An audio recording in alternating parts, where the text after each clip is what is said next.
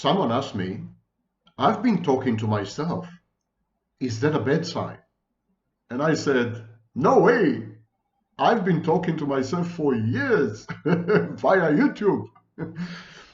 Very few people watch my videos, and I think it has to do with my $10 words and my echoing mic, both visible signs of my overwhelming contempt, according to some of you. So, here's another video no one is going to watch about role theory. Is your personality, is your identity, and is, God forbid, your narcissism, are these merely roles that you play, or are they reflective and emanate from your essence? Essentialism versus representationalism, or phenomenology, if you wish. You see, $10 words, and the video hasn't started yet. I am incorrigible. Incorrigible, another $10 word. Let's delve right in. My name is Sam Vaknin. I'm the author of Malignant Self-Love, Narcissism Revisited. I'm also a former professor of psychology and currently on the faculty of SIAPS. Role theory has two dimensions, individual and social. Role theory is a conceptual explanation of social behavior, but via or reduced to individuals. The actions of individuals are defined by the role that they occupy in various social settings. For example, in relationships. So if you are a father, if you're a husband, if you are a member of a group or a cult, if you're a leader, an employee, a boss, these are all roles. These roles are assigned to you by society via scripts. And by following the script, you actually adopt the role. Jean-Paul Sartre called it bad faith. He said that these roles distance you from your authentic self, from who you really are. So Sartre believed that role play is one way of betraying your true essence, your true quiddity. Role theory suggests that role play or playing roles is actually a very good thing. It says that the roles that individuals establish and follow and adhere to create exchanges between individuals, aka relationships. There's an interdependence that emerges from playing role, and this interdependence is at the core of social coordination and self-efficacy. So what is a social role? What is a role?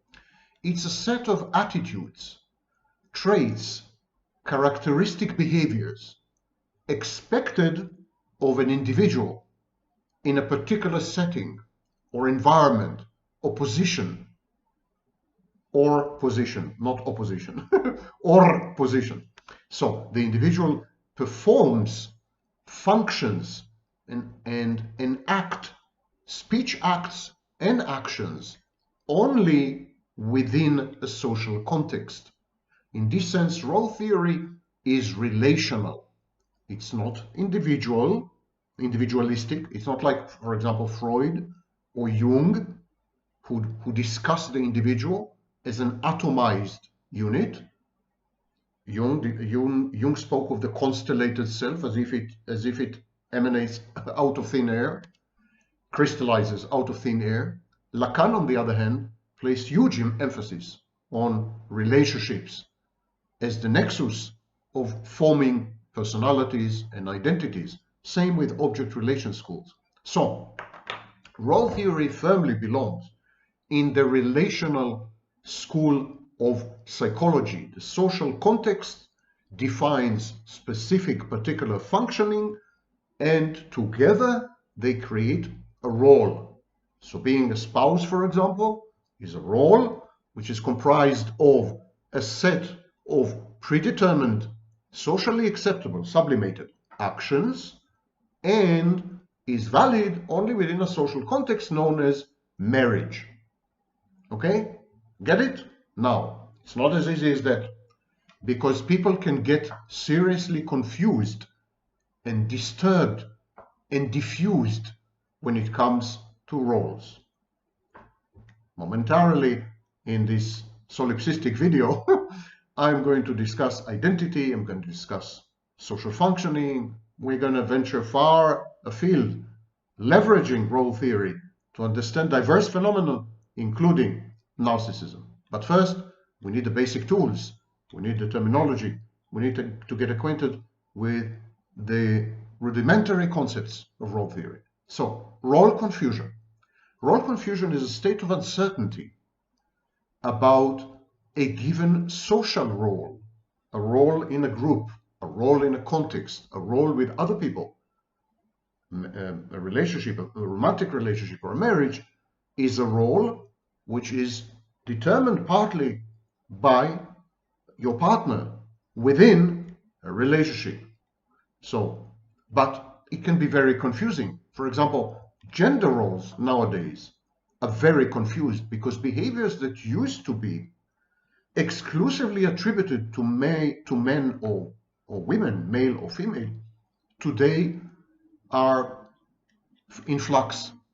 Today you could have females who act as men and males who act as women. And so this creates gender role confusion. Later on we will discuss identity confusion, which to some extent is coterminous with role confusion. But at this stage, slowly, patience does it. Follow your leader, the Pied Piper, that is Sam Vaknin, and listen to the stages of role theory. So, role confusion. There is something called role deprivation.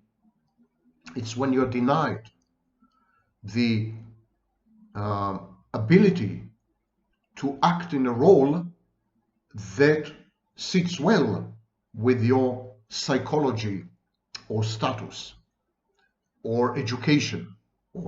So when you are unfairly denied or deprived of social roles, that is role deprivation. And one of the effects of role deprivation is role confusion on the one hand and status incongruence.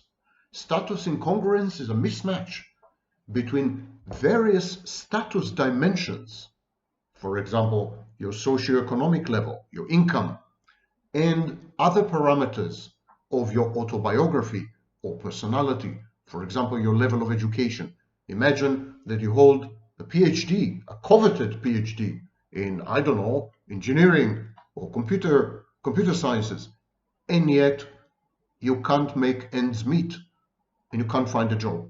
That is status incongruence and would create in you role confusion.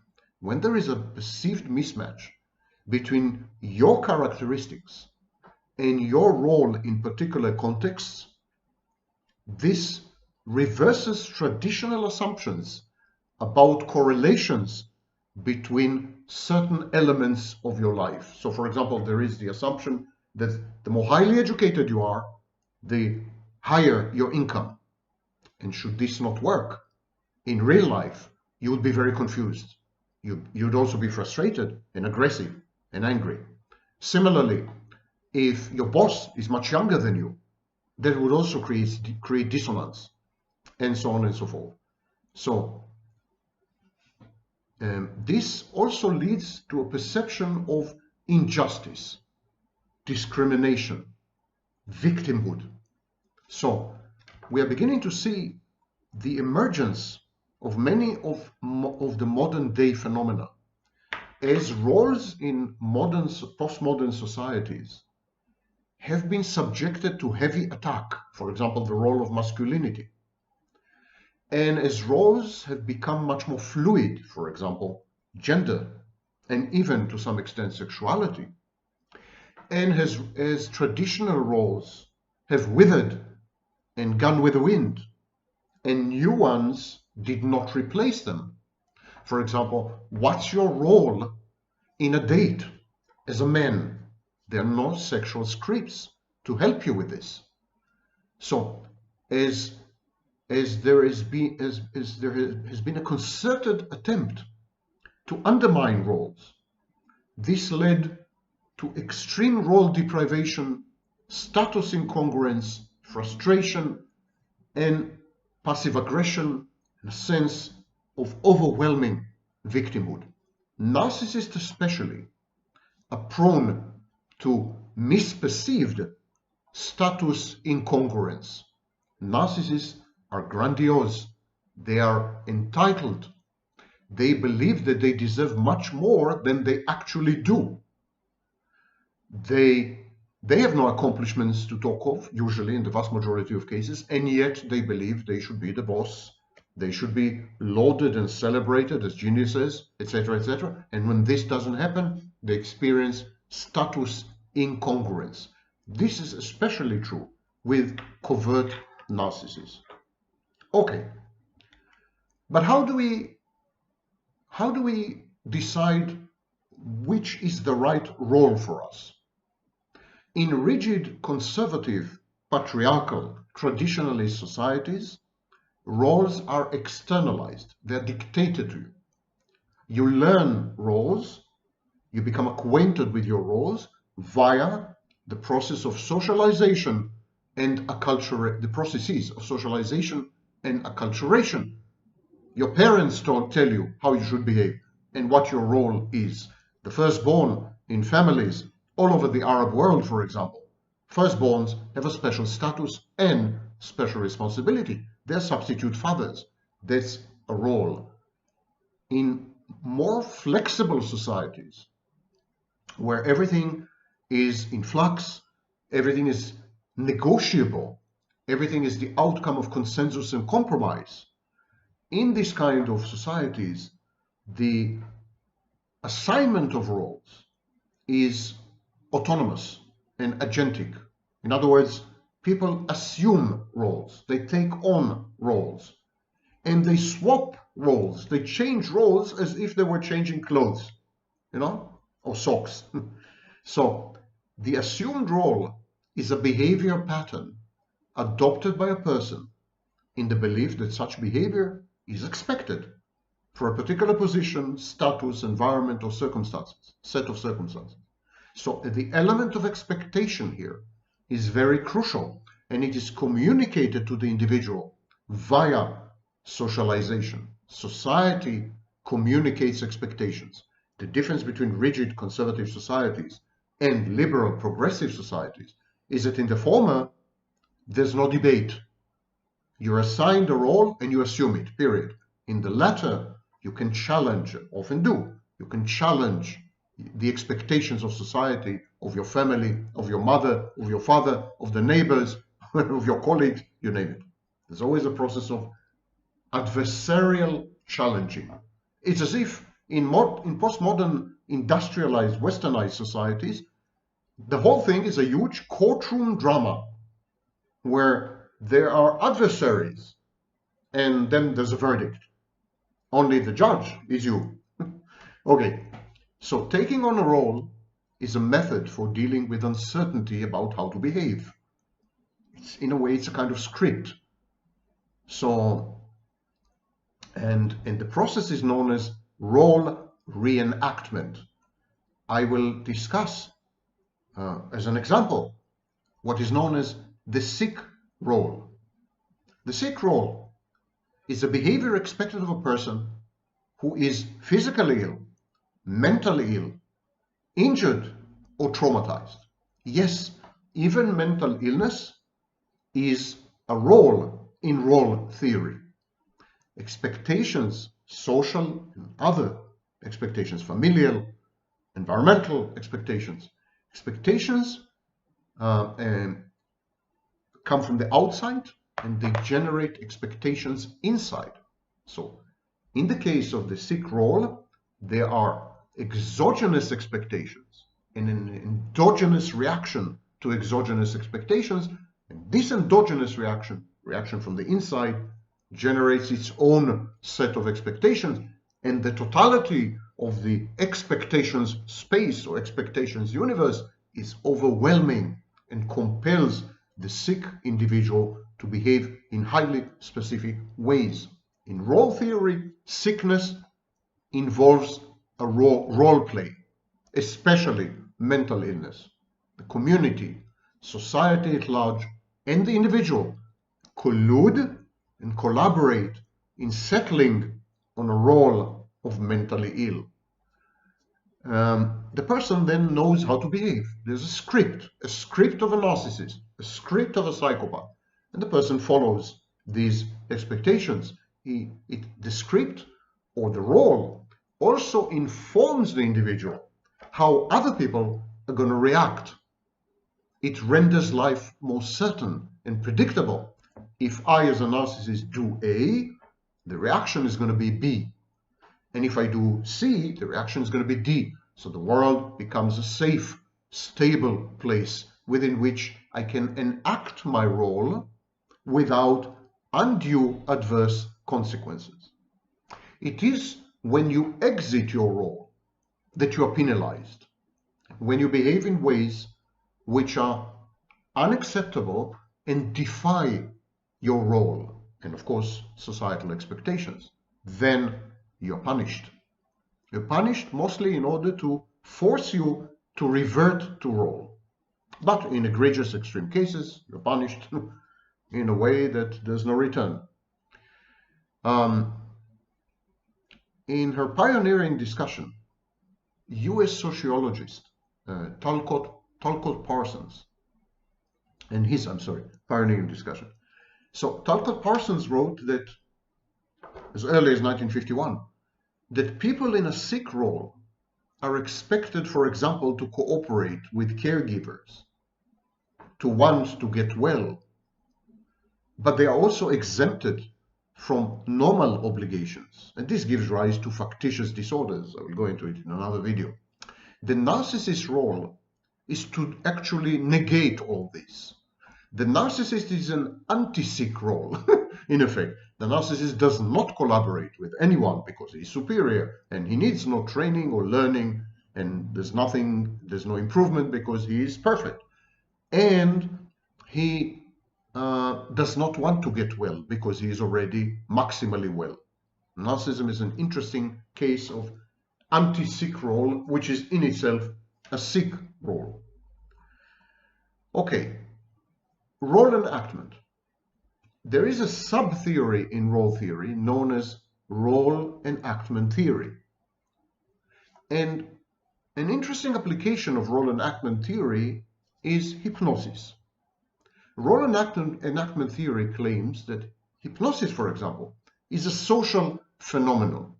The hypnotized individual, unconsciously, takes on the socially constructed role of a hypnotic subject, and he behaves according to expectations. This was suggested in the 1950s by Theodore Sarbin, S-A-R-B-I-N. And then this gave rise, the study of hypnosis gave rise to a much larger theory, the role of enactment in social behavior and role enactment theory. And I've just applied role enactment theory to narcissism, as you have heard.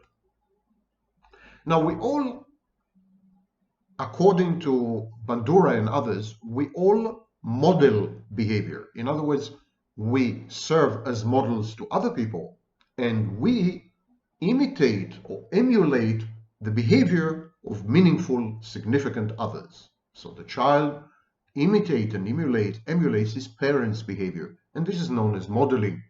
And hence the famous phrase, role model. Role model is a person or a group serving as an example or an exemplar for the goals, attitudes, or behavior of an individual.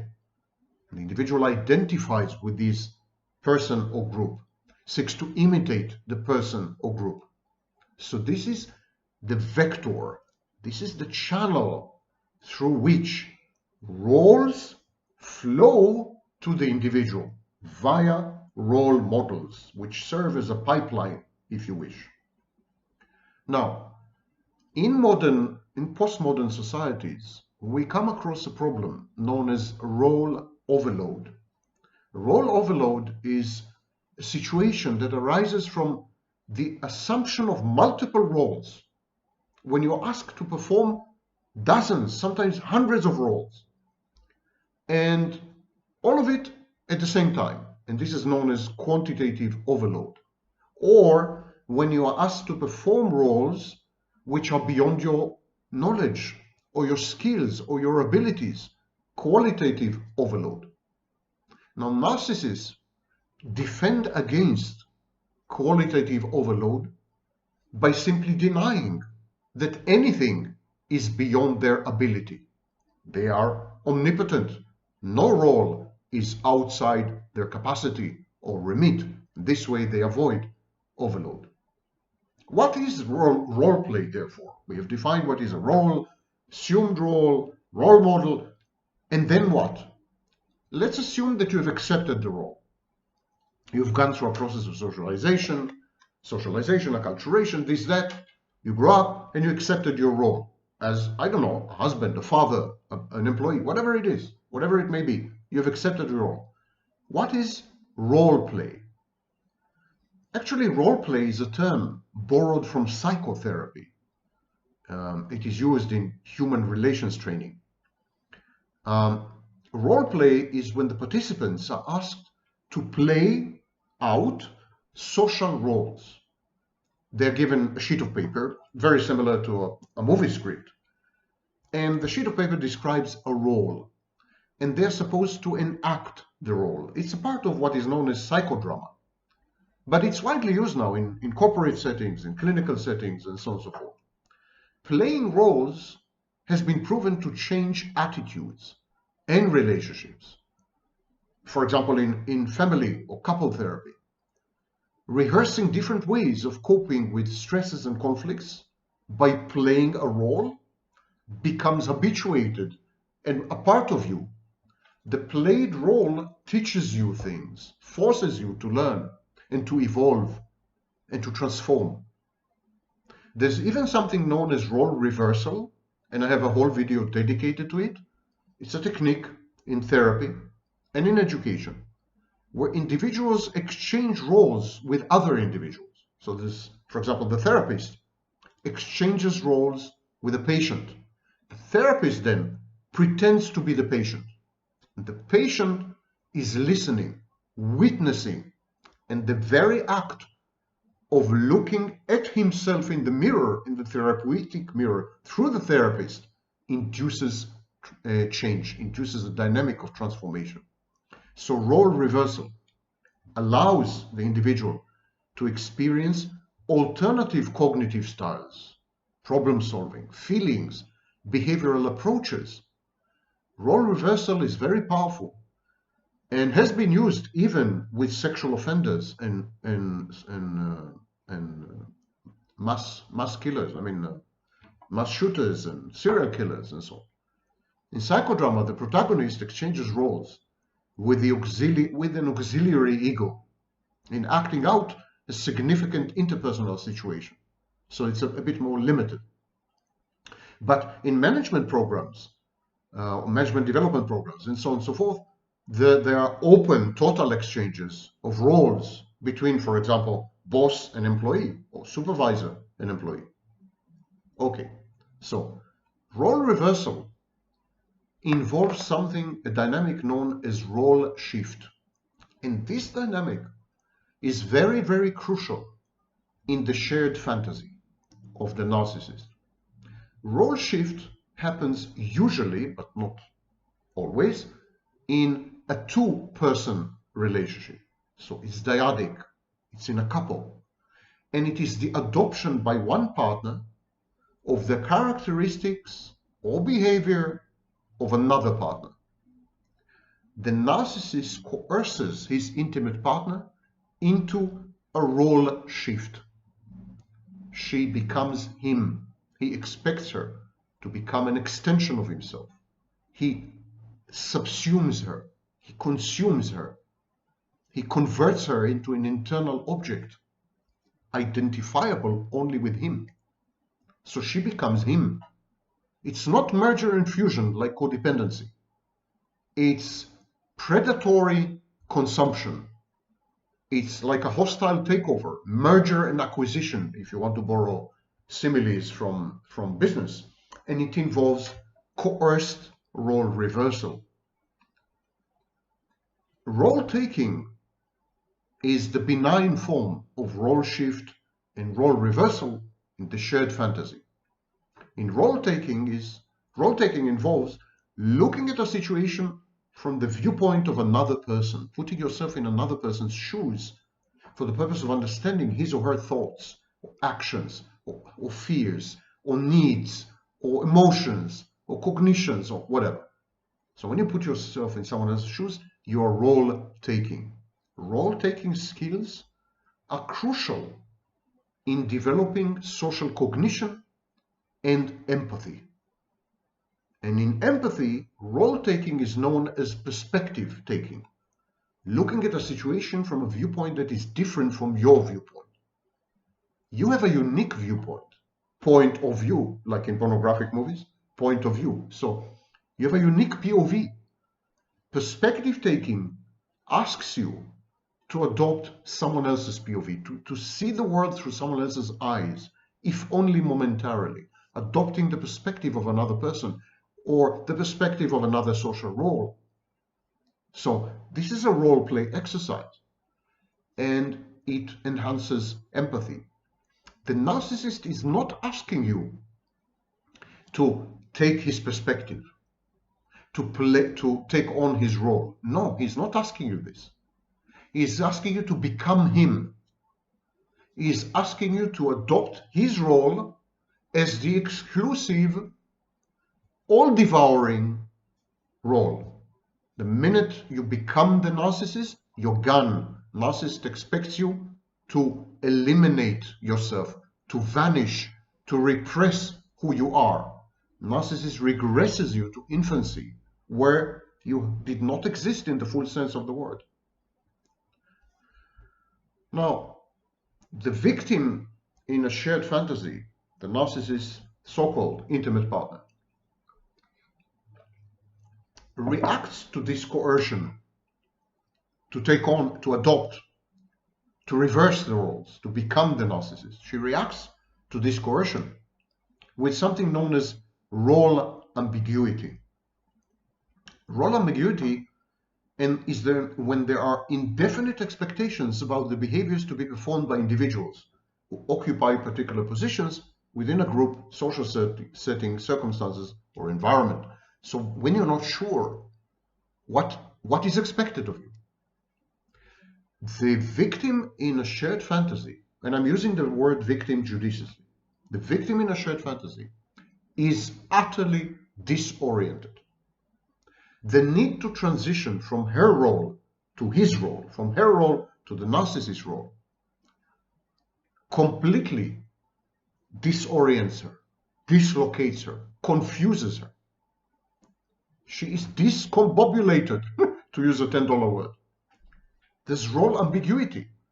She knows that the narcissist expects her to become submissive to the point of vanishing, to never defy him, never argue with him, never criticize him, always agree with him, adopt his point of view, work for his interests, and so on. She knows all this. But his expectations are never verbalized unambiguously. The narcissist maintains ambiguity, uncertainty, indeterminacy, and intermittent reinforcement as tools of control. He keeps you on your toes, floating above eggshells, lest you break one of them. So, it's a narcissistic technique. So you're never able to say, okay, that's what he wants, these are his expectations, that's the role I have to play from now on. No, you're kept all the time, very, very confused. And so role ambiguity is caused by a lack of clarity regarding the role itself, or lack of consensus regarding the behaviors associated with the role, or the individual role taker's uncertainty with regards to the types of behaviors expected. All three are integral elements of the shared fantasy. No consensus, because you can't negotiate with a narcissist. You can't compromise.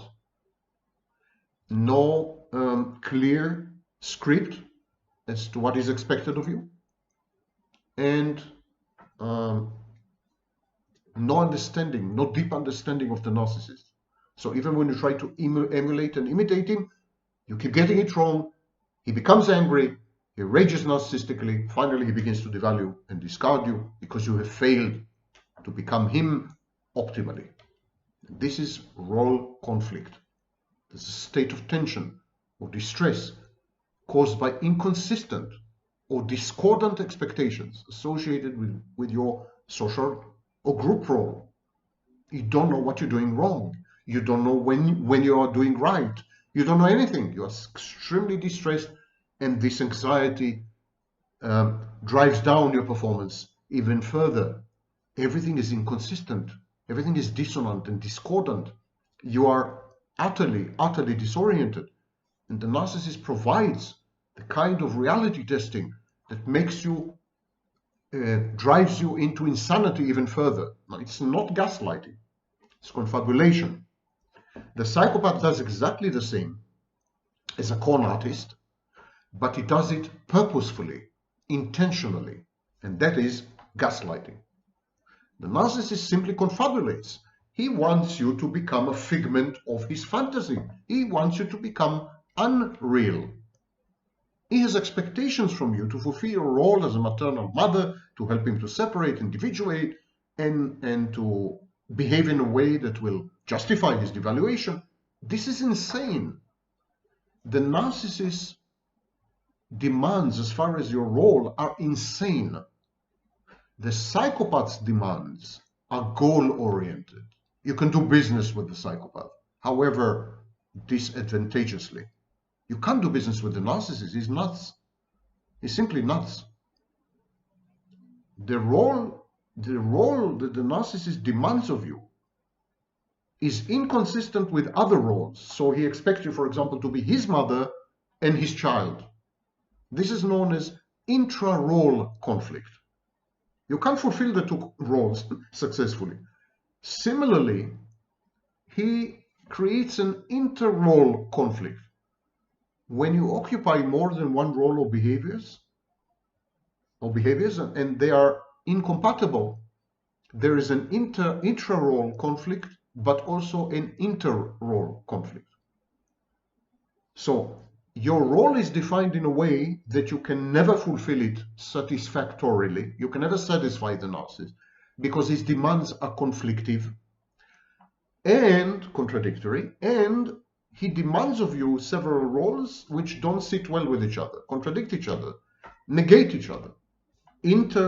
Intra-role conflict, the conflict within your role, owing to crazy, unarticulated expectations, and the inter-role conflict between your various roles, for example, as mother and child. Okay? So you can't get it right. This is what I'm trying to say in so many words. The role differentiation within the shared fantasy is damaged. It's disrupted, is incomplete. In groups and other systems, there's role differentiation. There are many roles. As you're a member of many groups, you're a member of your family, of your church, of your nation state, of your football club. So there are various roles in all these affiliations. And so these roles are differentiated from each other. There's a gradual increase in the number of roles and decrease in the scope of the roles, in their applicability. And each role becomes more specialized.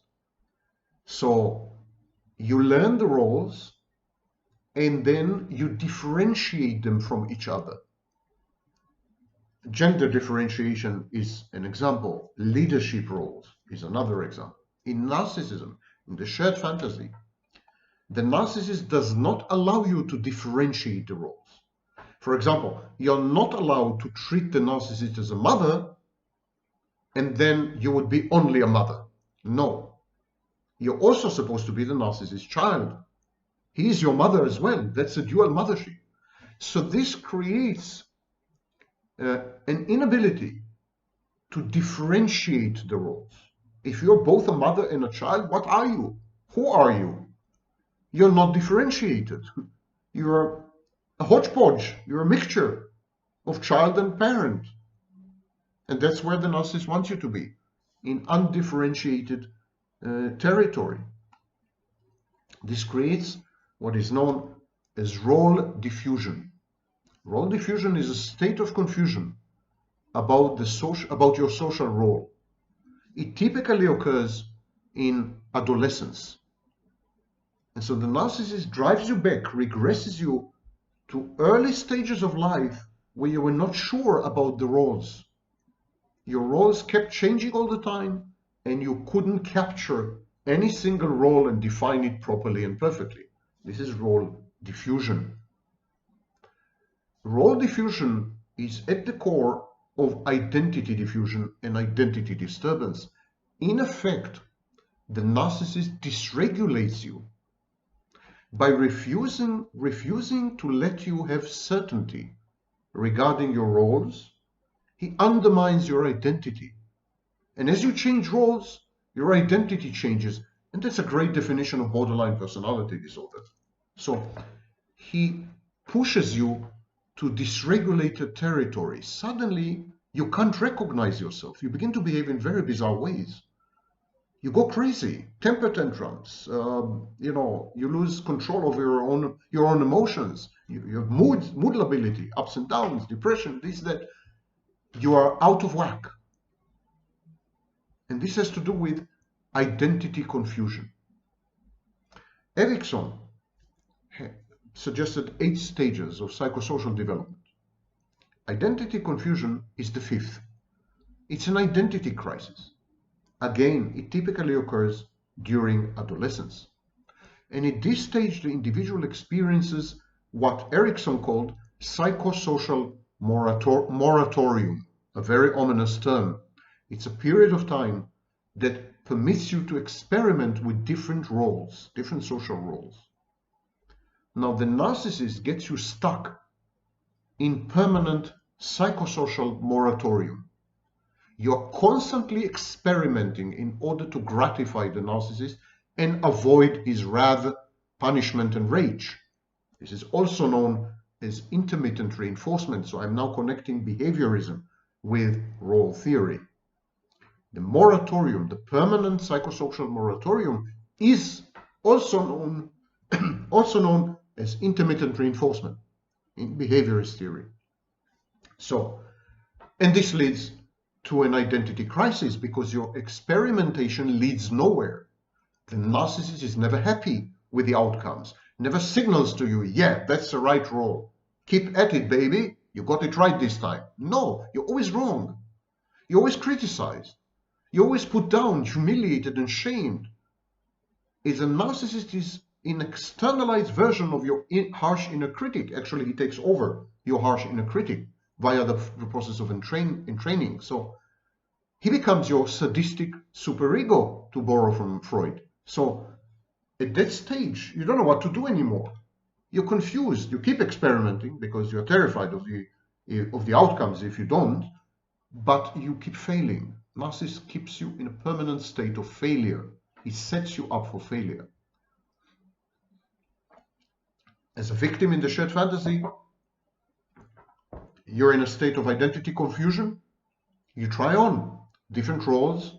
You identify with different expectations of the narcissist, with different groups, if it makes him happy, but you fail to form a cohesive, positive identity that allows you to cope with the shared fantasy and to contribute to it. Because shared fantasy becomes your world, it's your society. Your life is constricted. The narcissist isolates you from friends and family and the world. It creates for you a universe, solipsistic and totally isolated, aka shared fantasy, and you operate within it, but you keep failing. You keep failing. You have no cohesive, positive identity. He doesn't allow you to form an identity. You identify with the group, with subgroups in the group. You try to generate a negative identity by saying this is who I am not, but you remain utterly confused. utterly confused, and this is identity diffusion. Now, there's something called identity status model. It's an expansion of Erikson's 5th stage of identity versus identity confusion. Yeah. The model, the identity status model, suggests that there are 4 possible identity statuses that an individual might assume, particularly during adolescence, but because you have been regressed, also in the shared fantasy. Each of these possible identity statuses is characterized by a different level of exploration and commitment to any specific identity. So development moves towards identity achievement status. And this is characterized by evidence of identity exploration and commitment. This identity achievement status is related to a stable sense of self-worth and self-esteem and healthy psychological functioning. Narcissist never lets you get there. Never. It threatens him. Your self-esteem threatens him. Your stability threatens him. Your ability to separate from him, your separateness, cannot even be perceived by him, because narcissists don't do separateness. They've never been exposed to separateness. They've never separated from mommy in the separation individuation phase. So separateness is automatically misperceived by them as abandonment, and they misattribute it to hatred or envy, or they mislabel it. The other 3 identity statuses are moratorium status, which I've described, which is evidence of identity exploration but lack of commitment to any single role. Foreclosure status, that is a commitment to an identity, usually set by role models like adults, influential peers, influencers, teachers, and so on. So foreclosure status is a commitment to an identity given to you by someone, but failure to explore different options before this commitment is made. And as I said, this is typical of traditionalist conservative societies. This is where the narcissist wants you to be. He wants you to commit to a diffuse, ill-defined, nebulous identity, to forsake and forswear and renounce all other options, but he doesn't give you any certainty. He doesn't give you specifications. He wants you to remain within the shared fantasy as a cloud. And the last status is the diffusion status. It's a lack of both identity exploration and commitment, and this is where you end up in a shared fantasy. You end up giving up on exploring roles and identities and what have you. You say, I'm gonna roll with the blows. I'm gonna flow with the flux. I'm gonna just play it by ear. Whatever happens, happens. This condition has been first described in 1966 by the Canadian psychologist James Marshall. M-A-R-C-I-A. CIA, yes. So identity diffusion is where you end up in the shared fantasy. And it is essentially a borderline personality organization feature. It's a lack of stability, a lack of focus in the view of the self or any elements of your identity. As I said, it's common in borderline personality disorder. It's known there as identity disturbance. In Erik Erikson's ego psychology, identity diffusion was a possible outcome of the 5th stage, identity versus identity confusion. The individual emerges from a disrupted 5th stage with an uncertain sense of identity and confusion about his or her wishes, attitudes, goals, and so on and so forth. If it sounds familiar, it's because this is a perfect description of the state of mind of the victim of narcissistic abuse. Narcissist abuses not only you, he abuses social mechanisms, he abuses expectations, he abuses mores and norms. Take, for example, role expectations. Role expectations are the traits, attitudes, and behaviors which are considered appropriate in a particular position, or in a group, or in a setting, or in a circumstance, or environment, social setting. So It's a list. It's specifications of attitudes and behaviors that are appropriate, simply. So these expectations are communicated to other people and communicated from other people. There's an exchange there. And you absorb these communications and you sometimes unconsciously adapt yourself to conform to these expectations. And this is something the narcissist abuses. He keeps broadcasting to you expectations that are non-normative, chaotic, disruptive, threatening, negating. And how can you adopt to these?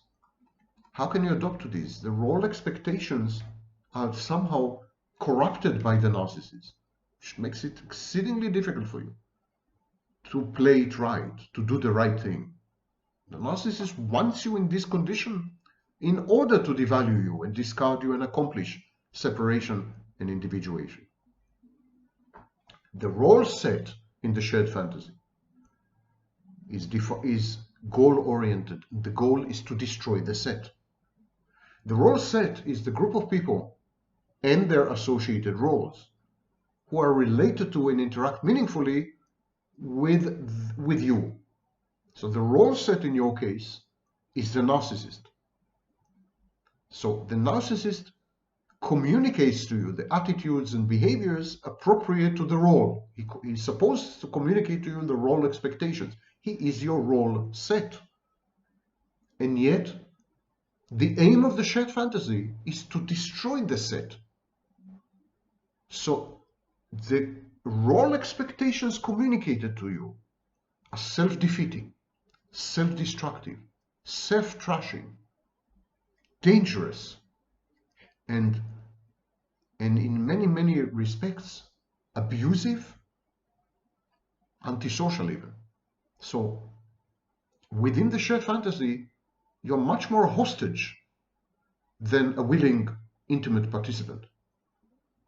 The narcissist coerces you into the shared fantasy and then communicates to you in a way that sets you up for failure and undermines explosively the fantasy itself.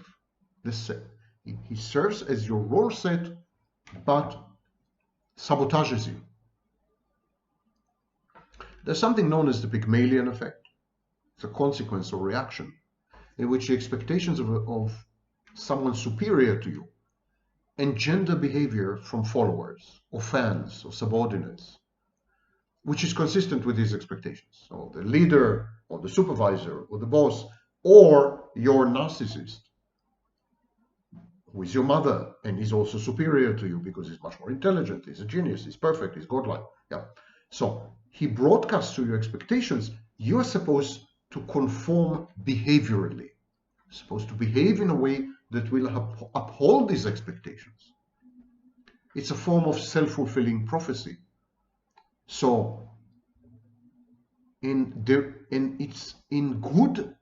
relationships, this creates something known as upward Pygmalion effect. In bad relationships, it creates something known as upward Pygmalion effect. And this is exactly what's happening in the shared fantasy. The expectations of followers or victims or subordinates, your expectations, lead to behaviors in the narcissist that is consistent with your expectations. The behaviors of the narcissist do not reflect his or her true abilities or personality traits, but how he is perceived by you. Now let me explain this very important dynamic. Both the Pygmalion effect and the upward Pygmalion effect are at play in the shared fantasy. In the Pygmalion effect, the narcissist broadcasts to you role expectations acting as your role set. But he broadcasts to you expectations which are corrupt, misleading, sabotaging, undermining. He sets you up for failure and destroys the shared fantasy. But there's also the reverse process. you're also broadcasting to the narcissist expectations. And the narcissist does adapt himself to these expectations. It is most visible during the love bombing phase, but it proceeds, it continues throughout the life of the shared fantasy. Narcissist shapeshifts, molds himself to fit you like glove in hand. He leaves you no personal space. He's all over you. He penetrates you, not only physically, if you're romantically involved, but also mentally. It is the upward Pygmalion effect. You become a reflection of him, an extension of him, but he also becomes a reflection, an extension of you. That's the whole of mirror effect. You see yourself through his gaze. You fall in love with yourself through his gaze. Now you know the clinical term, upward Pygmalion effect. And it's all a self-fulfilling prophecy. It's a set of beliefs, set of expectations by the narcissist of you and by you of the narcissist. You are exchanging expectations and beliefs about each other. And this helps to bring about fulfillment. Your expectations create reality. They generate a fantasy which you inhabit together. So it's a self-fulfilling prophecy. There is an expectancy effect. The effect that your expectations have, the effects that your expectations have on the narcissist, and the effects that the narcissist's expectations have on you, your behavior changes. This is the interpersonal expectancy effect. Your behaviors change, and this alters reality. It reshapes, redefines, redelineates, creates boundaries around the shared fantasy. But at the same time, your expectations of yourself with regards to the narcissist and the shared fantasy affect you. So his expectations of you change you, and your expectations of you change you. And this is known as the intrapersonal expectancy effect. You know what the narcissist expects of you, or you think you know what the narcissist expects of you, and this shapes your behavior. You wish to please, you wish to conform. At the same time, you develop expectations of yourself to conform to the narcissist's expectations. You want to become submissive or caring or motherly or whatever. This is the intrapersonal effect. So these two effects combined make you who you are within the shared fantasy. The narcissist similarly is exposed to these two effects and they make him who he is in the shared fantasy. And together you generate reality, your reality, which is actually divorced from everyone else's reality, your reality of the shared fantasy. This is a very famous situation. It's known as the Rosenthal or the experimenter effect. It's when you conduct an experiment, your expectations shape the students who are being experimented upon. And the students' expectations of themselves to please you, to satisfy you, to gratify you as an experimenter shape them as well. And so the experiment is corrupted or contaminated by these exchanges of expectations. Same with the shared fantasy. Same exactly with the shared fantasy. They are demand characteristics. These are cues. You're broadcasting to each other. You're signaling all the time within the shared fantasy, the victim and the narcissist. And these cues influence, bias both of you, the narcissist and you. Sometimes the narcissist suggests a certain outcome or a certain desirable or desired response, and you conform. You change your behaviors. You even convince yourself that you desire the same outcome and the same response. These cues distort both of you and ultimately reshape again and again, remold again and again the shared fantasy. These are roles, the roles that you play. They create behavioral confirmation. Behavioral confirmation is the process by which the actions of one person, you, for example, the victim, come to reinforce the expectations of another person, the narcissist, and vice versa. Your social interaction within the shared fantasy, within the dyad, within the couple, shape each one of you separately and the shared fantasy. And the shared fantasy affects both of you, and you affect each other, and your expectations of yourself within the shared fantasy affect you as well. It's a mishmash. It's a huge, convoluted network of expectations, reactant behaviors, affects, attendant upon the behaviors, feedback loops, and so on and so forth. Behavioral confirmation processes are used to explain how expectations and beliefs, including, for example, stereotypes, come to affect reality.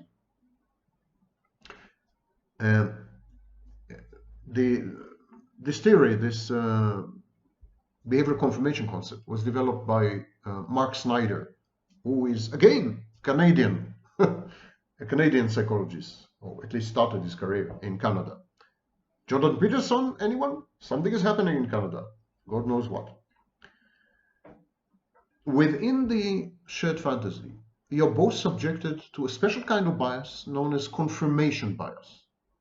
You tend to gather evidence and information that confirms pre-existing expectations, communicated expectations. You emphasize or you pursue supporting evidence. You dismiss, you devalue, you fail to seek contradictory evidence. Gradually it becomes an echo chamber, a thought silo, within which you tend to reinforce each other all the time. The shared fantasy becomes one resonant hive mind, mind meld with a D. Both your minds become one. You become each other's internal objects, and you inhabit an internal space. You are less and less connected to the outside world, physically as well. It begins to resemble what used to be called a shared psychotic disorder. Now, one last thing. As a victim, it's very likely that you've been victimized before. You've learned the role of victim early on, before you have entered the shared fantasy. You would not have entered the shared fantasy had you not been conditioned behaviorally to be a victim. You have been taught to be a victim. You are a professional victim, whether you like it or not. And this insight comes from exemplar theory. Exemplar theory in role theory is the hypothesis that categorization depends on specific remembered instances of the category. In short, you would behave in a way that emulates or imitates either another victim that you have seen, your mother, or yourself in an earlier role as a victim. You need an example, known clinically as exemplar. You need an example to emulate or imitate. Exemplar theory has been applied to many, many questions in psychology: attention, skill acquisition, social decision making, and so on and so forth. Prejudice. We don't rely on abstractions. Concepts don't do anything to us. That's why case studies are very important. That's why people who make videos with real life cases and examples, they get many more views than people like me who like to dwell on ideas, abstract ideas and concepts without a single example. Examples are much more powerful than any principle. This is what's happening to you as a victim. When you enter the shared fantasy, the examples of victimhood in your past play inside your mind, interact with the narcissist expectations that you should behave as a victim, and you adopt the role as a victim. This is what role play has to say about the narcissist shared fantasy and about questions of personality and identity in general. I hope those of you who have survived found it of interest, and I will see you with the next torture session.